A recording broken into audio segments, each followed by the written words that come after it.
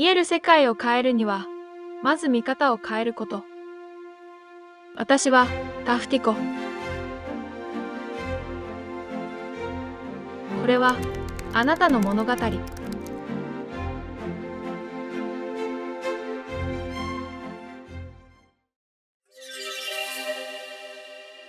この前の平和瞑想で、私は世界の幸せを祈った。戦争のない未来を願った。未来の子供たちの幸せを祈った。あの時、胸の奥が澄み切って、私は誰かのために何かをしたい気持ちで満たされていた。でもその直後、あの声が響いたんだ。ミッション1、100万円を引き寄せろ。お金を引き寄せろって、せっかく崇高な気分になってたのに。忘れているわけじゃないだろう。お前の課題だ。わかってるよ。でもお金って。私、お金を引き寄せたくって、よくイメージングしたりしたよ。でもその度に、仕事が雪崩みたいに押し寄せて、ただ忙殺されて。旅行に行くお金ができたって、旅行に行く時間なんかなくってさ。自分一人満足させられない奴が世界平和だと。笑わせるな。お金イコール忙殺。その方程式はもう嫌なんだ。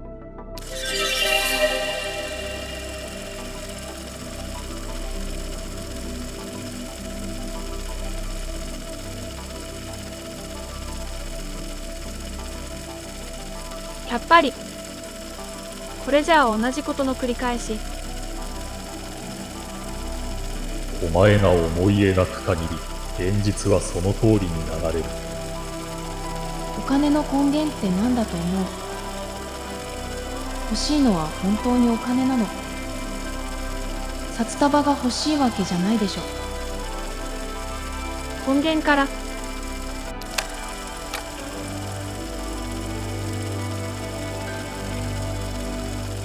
これだ。私が望んでたのはこれだったんだ。その映像を見て胸に何が湧き上がってる？あったかい、大事なものに包まれてる感じ。それが愛よ。そうか、お金はもともと愛だったんだね。お金イコール忙殺じゃない。愛から受け取るなら違うルートが開く。こうして私はお金の方程式を変えた。この日から2週間後、思いがけないルートで臨時収入が入った。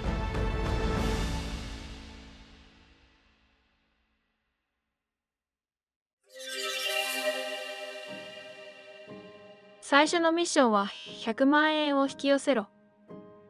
私はそれを通じてお金と愛のつながりに気づいた。次のミッションは真の愛を受け取れ。どうする？受け取る準備はできてる。真の愛か。正直まだよくわからないけど。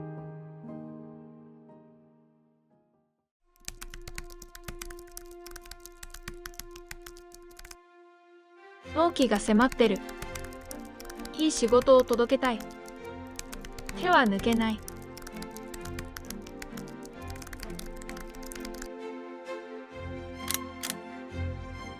よし、完了。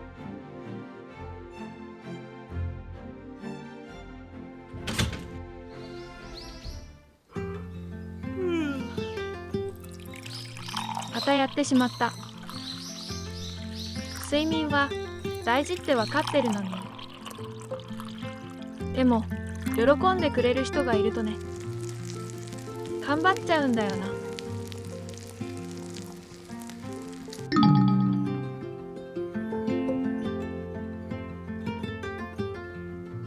フティコ様、昨夜は遅くまでありがとうございました。修正データ確認しました。あっちりです。こちらで納品完了とさせてください。お忙しいとは思いますが、どうぞご自愛くださいね。またの機会を楽しみにしております。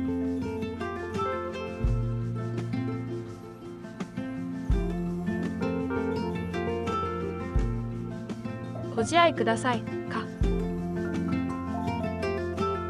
こういうのスルーしちゃってたかも。誰かの思いをちゃんと受け取ること、それって私を大事にすることでもあるんだ。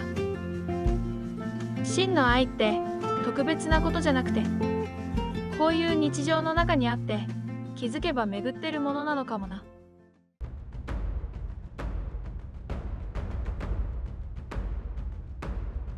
私は私を大事にする。私は真の愛を受け取る。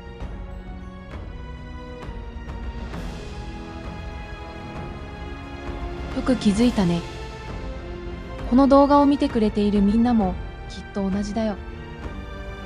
家族のために働いている人、仕事をしながら家事や育児をこなしている人、大切な誰かを支えている人、あるいは一人で毎日を頑張っている人。どんな立場であってもみんな誰かのために動いてる。でもね、自分で思うよりもずっとあなたの日常は愛にあふれてる。その一つ一つを丁寧に受け取って自分を大事にしてね。それこそが真の愛を受け取るということなんだよ。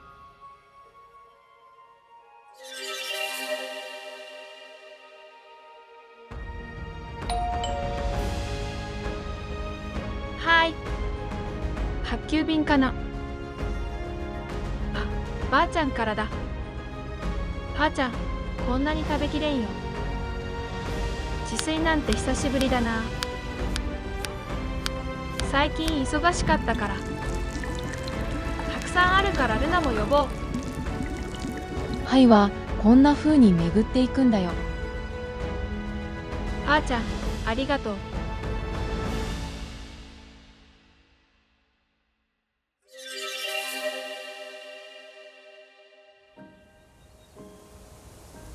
愛を受け取る瞑想、出会った小さな私。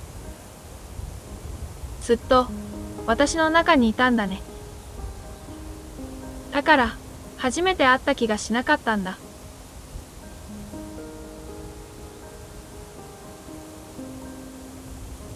私ね、この場所で魔法使いになるって決めたんだ。知ってるよ。あの時は自信なんてなかったな。それも知ってる。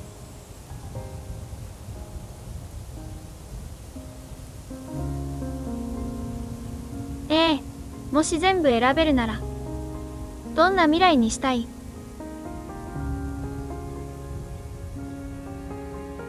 お金が欲しい。愛されたい。認められたい。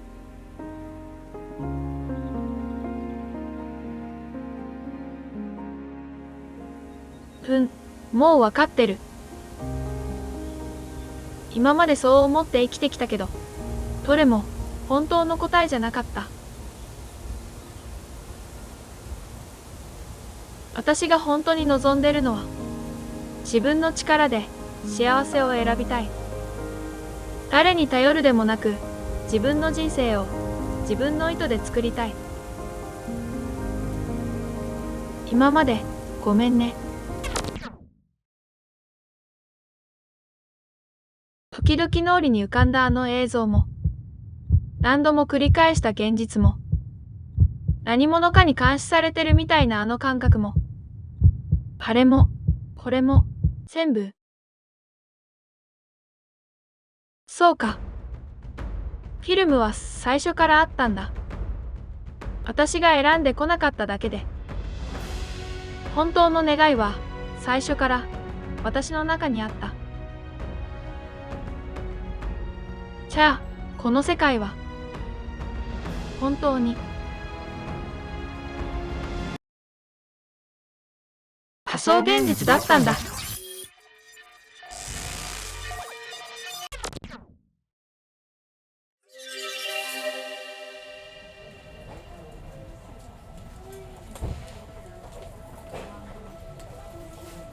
ノーベル賞受賞、量子もつれと現実の境界。春と思えば存在する。2022年のノーベル物理学賞は、量子もつれの研究に贈られた。一度関わった2つの粒子は、どんなに離れても見えない糸でつながり、一方の状態が決まった瞬間、もう一方も即座に決まる。2025年現在も、その非局所性を裏付ける研究が続いている。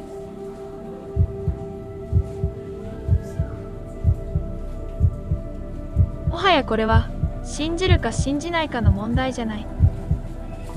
科学はこの世界がまだ決まっていない可能性を公式に認めたんだ。観測されるまでは現実は波のまま確定していない。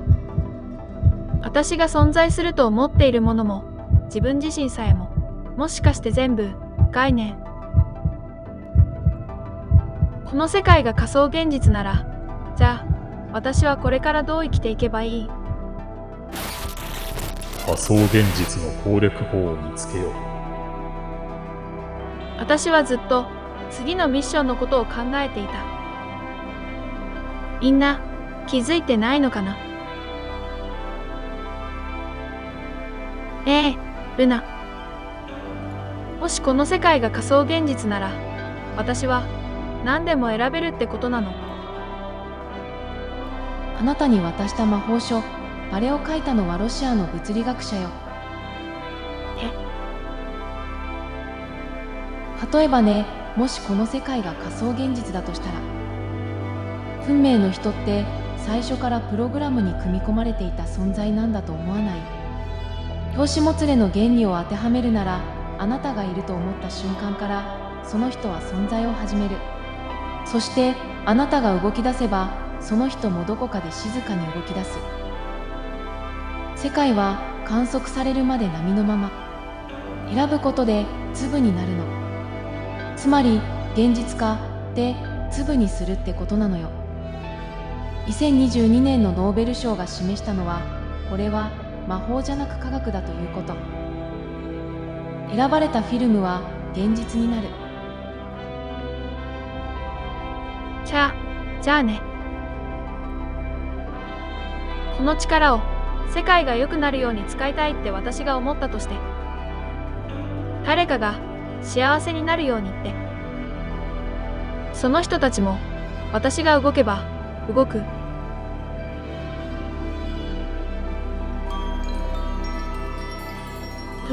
もういい、ルナ。答えなくていいよ。フィルムを選ぶって別のパラレルに移動するっていう意味だったんだ。自分が望む世界線に行けばいいんでしょ。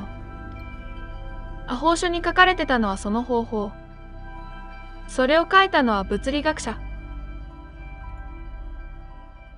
あれは魔法なんかじゃなかった。現実を操作するためのれっきとした技術だ。量子もつれも二重スリットもノーベル賞も全部現実にある話。魔法のように見えて、その実ただの理屈。ただしそれをどう使うかは私の意図次第。仮想現実だったらなおさら今までよりもっと自由に選べるんだ。私ワープするよ。私はこの世界を攻略する。仮想現実のルール気づきましたね。あれでも見どころあるって言ったでしょ。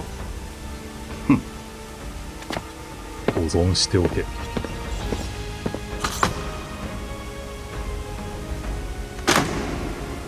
今日タフティコが読んでいた雑誌記事を視聴者の皆さんにもご用意しました。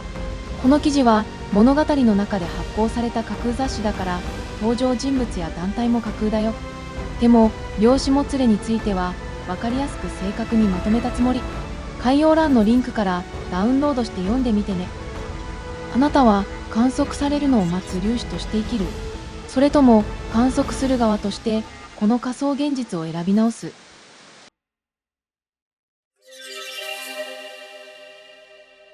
ワープするって決めたけど、一体何から手をつければいいのかさっぱりわからない。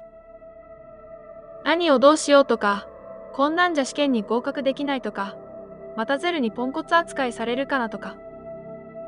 昨夜は雑音がひどいまま寝ちゃった。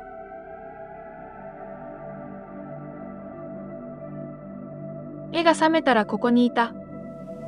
宇宙船の操縦席みたい。ここ、どこ？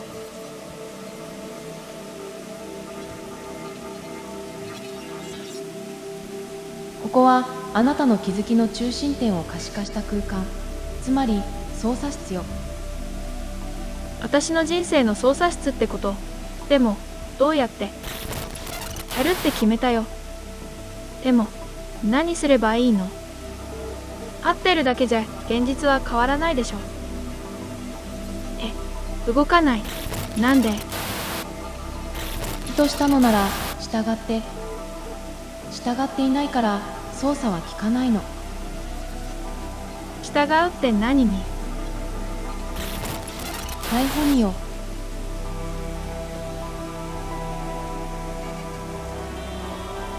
台本に逆らうと、それはゴールを遠ざけることになってしまうの。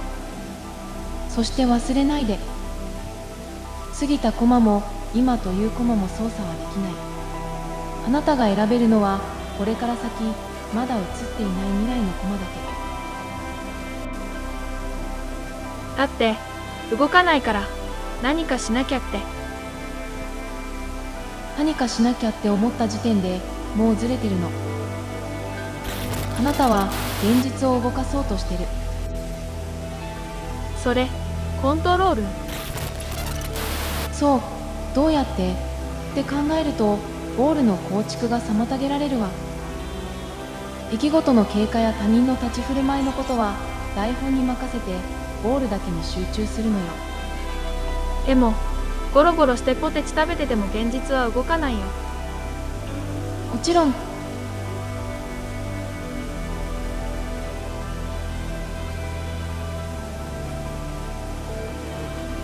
周波数よ。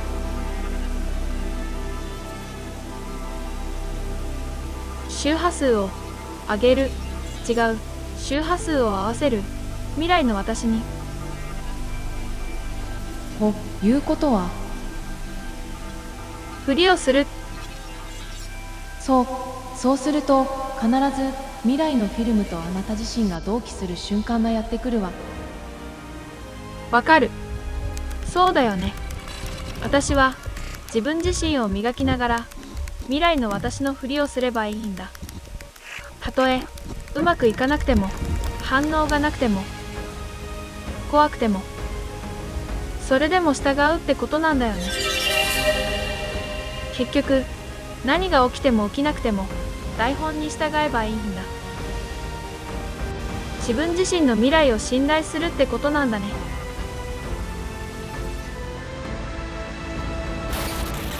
照射された未来はすでに動いている。あなたが信じてその流れに乗ったとき、現実は静かに答え始める。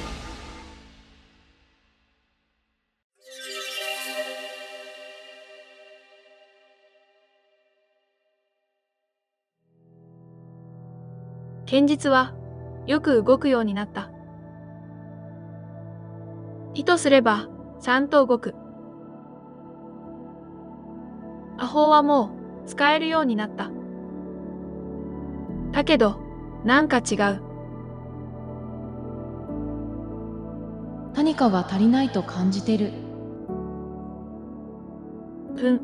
現実はうまく回ってる。臨時収入は増えたし、家族との関係は良好。仕事も順調。人間関係にも恵まれてるし。運命の人は肌だけど、多分今こっちに向かってる。今の生活に足りないものなんて一つもないはずなのに。それだけじゃ満たされない。じゃあ、そろそろ気づいてもいいかもね。あなたが最初にこの力を欲しかった本当の理由。魔法の使い方じゃなくて魔法の役割。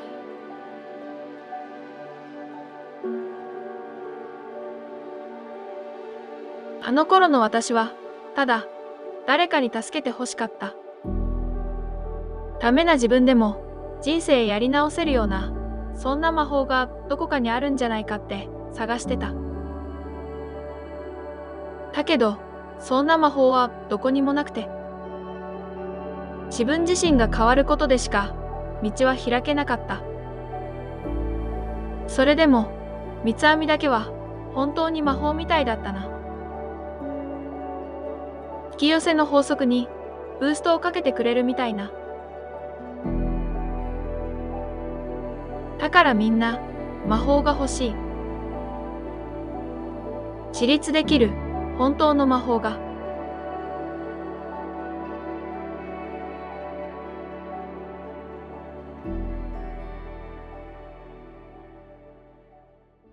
ただ現実を整えて生き方を選び直して少しずつ新しい自分で生きてたら、いつの間にかこの魔法を伝えたいって思ってた。誰かが自分を取り戻すきっかけになるかもしれないなら。文章なんて書いたことないし、最初は何から伝えればいいかわからなかったけど、いつの間にか魂にせかされてるような気がして、寝る時間も惜しくなった。この魔法を伝えることが私の使命なんだと思う。私が生きる意味を見つけた気がしたんだ。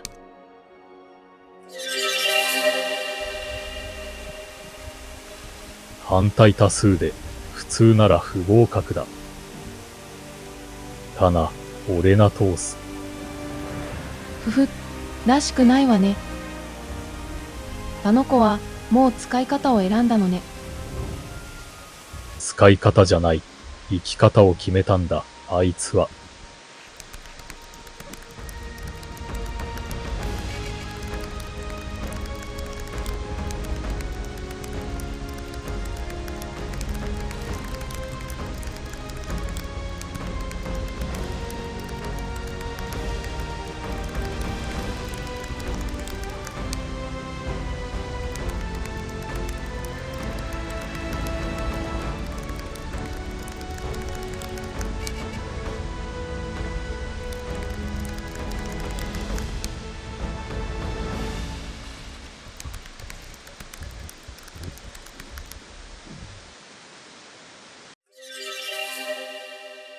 お疲れ様。ようやく試験終わったね。ほんと長かった。てかまだ信じられないんだけど。何が？私が合格したなんて。びっくりしちゃった。本当は不合格だったんだよ。でもゼルがね、他の審査員の反対を押し切って合格させたんだよ。セルが？あなたが失敗すると、ゼルの首が飛ぶわよ。リトはまだブレることがあって未熟だし、自分一人満たしきれないし、だいたい性格がガサツすぎるから、商社もムラがあるし、他の審査員には正直不評だったのよ。セルはね、あなたが公のために魔法を使いたいと思っていることを高く評価してる。大丈夫。できるよ。はあ、今私褒められた。けなされた。どっちでもいいじゃない。受かったんだから。ルナ。思えば昔の私はずっと、ちょうだいちょうだいちょうだいだった。愛してほしい。認めてほしい。救ってほしいって、魔法も知らないし、現実に振り回されてばっかりで。ちゃんと見てたよ。知ってたの？もちろん。欲しいって気持ちがあなたをここまで連れてきたんだもの。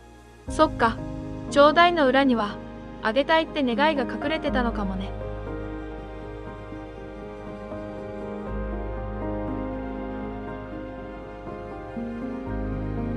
振りを続けてたら、気づいたの。あれって、ルナの振りだったんだよ。あなたは私を知らないかもしれないけど、私はずっと知ってたんだよ。ルナって、やっぱり、未来の私なんだね。ルナは、私の鏡だったんだ。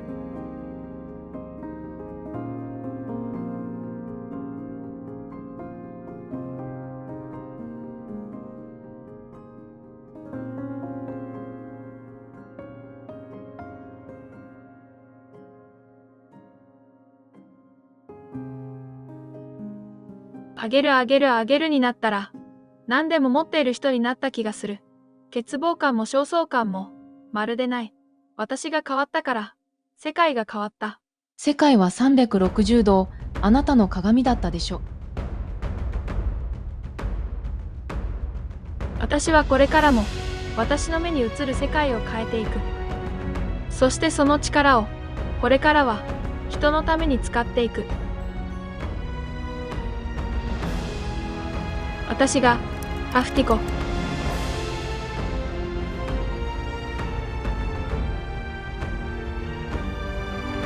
これはあなたの物語。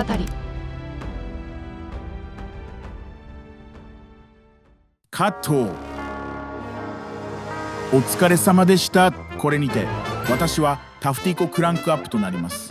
皆様本当にお疲れ様でした。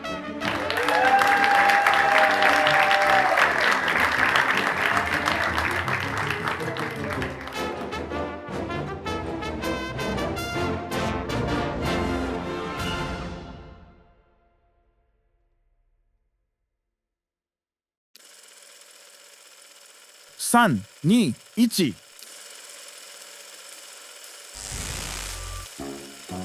はい、カット。タフティコさん、今日調子悪いっすか？全然起動できないっすね。はあ、ちょっと寝不足で、同期できてないみたい。使うと決めた瞬間から、あなたはもう戻れない。それでも進む。はい、カット。うなさん、ここちょっと大事なとこなんで、疑問文だしちょっと語尾上げてもらって、もう少し感情入れてもらっていいですかね。うちゃ言わないでよ。私、アンドロイドなんだよ。もうちょっと予算あれば、感情表現豊かな子に機種変更できるわよ。保存しておけ。はい、カット。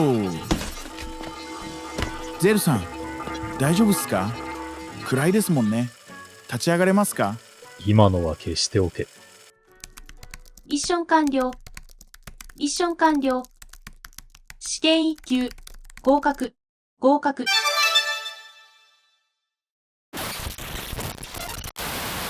今日も最後まで見てくれてありがとう。チャンネル登録、高評価、通知設定もよろしくね。ご意見箱からのリクエストやご意見ご感想もお待ちしています。一緒に立派な魔法使いになろう。またね。